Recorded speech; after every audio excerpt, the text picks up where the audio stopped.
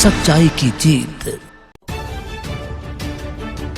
पीड़ित मकान स्वामी का आरोप, नगर निगम ने अवैध रूप से तोड़ दी हमारे मकान की बाउंड्री, कहा हमारा मकान नहीं है। आपको बता दें कि उत्तर प्रदेश के जनपद मुरादाबाद के सिविल लाइन थाना क्षेत्र के चंदन नगर निवासी पीड़ित परिवार का आरोप है कि नगर निगम प्रशासन अपनी मनमानी करने से पीछे नहीं हट रहा।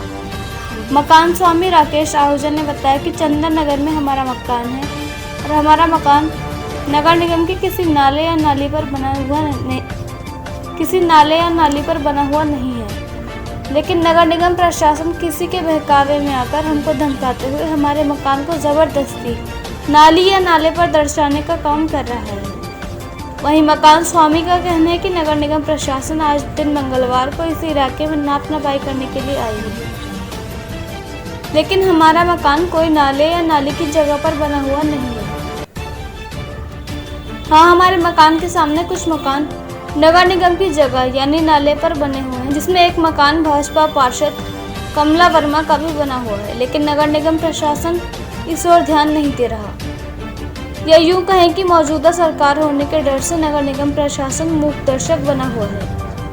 वहीं मकान पर अतिक्रमण करने के लिए आए नगर निगम प्रशासन की टीम के कुछ लोगों का एक वीडियो भी वायरल हो रहा है, जिसमें कहा जा रहा है कि तुमको ऐसी रिपोर्ट भेजेंगे कि तुम याद रखोगे। आगे आपको बता दें कि मकान स्वामी की बाउंड्री तोड़ने के बाद एक व्यक्ति द्वारा वीडियो में ये भी कहा जा रहा है कि आपके मकान का कंफ्यूजन हो गया था। ये गलती भी नगर निगम प्रशासन मानने को तैयार है। इस तरह के कुछ वीडियो भी सामने आए हैं। आइए अब आपको सुनाते हैं पूरे प्रकरण में क्या कुछ कहना है पीड़ित मकान स्वामी का। मुरादाबाद से मोहम्मद सलेमान की रिपोर्ट। सर क्या नाम है आपका? मेरा नाम राकेश कुमार आहूजा है और मैं चंदन नगर में पिछले 44 साल से इसी जगह पर रह रहा हूँ। और 15/6 को नगर निगम की टीम आई थी और उन्होंने बिना बताए कि इसके नीचे नाला है कह के इसको हमारे मकान को गिरा दिया गया था।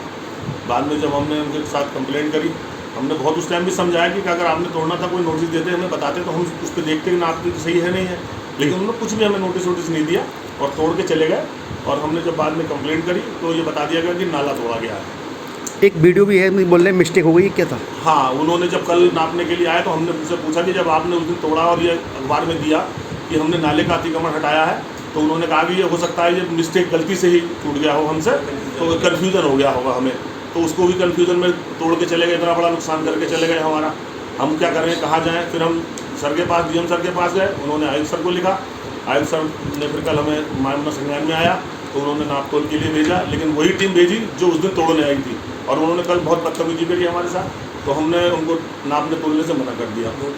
और नोटिस का पूछा तो जो दूसरे उनके साथ थे बोले कई चीज़ें व्यवहार पे भी तोड़ी जाती हैं, उसका मेरे पास प्रूफ है और उसका भी मेरे पास प्रूफ है, जब आप चाहेंगे मैं प्रूफ भी दे सकता हूँ कि व्यवहार पे भी तोड़ी जाती है। जैसे घर के सामने आपके और मकान बने हुए हैं नाले पर, आज क्या करने आते ये लोग? ये आज सिर्फ मेरा ही मकान नापने आए थे और नाले पे जितने भी हैं जो कमला वर्मा सभासद है उनका खुद का मकान नाले पे इतना आगे बढ़ा हुआ उसको उन्होंने हाथ तक नहीं लगाया, और जितने बने हुए सब नाले पे बने हुए हैं, उसके लिए किसी ने कोई ऑब्जेक्शन नहीं उठाया।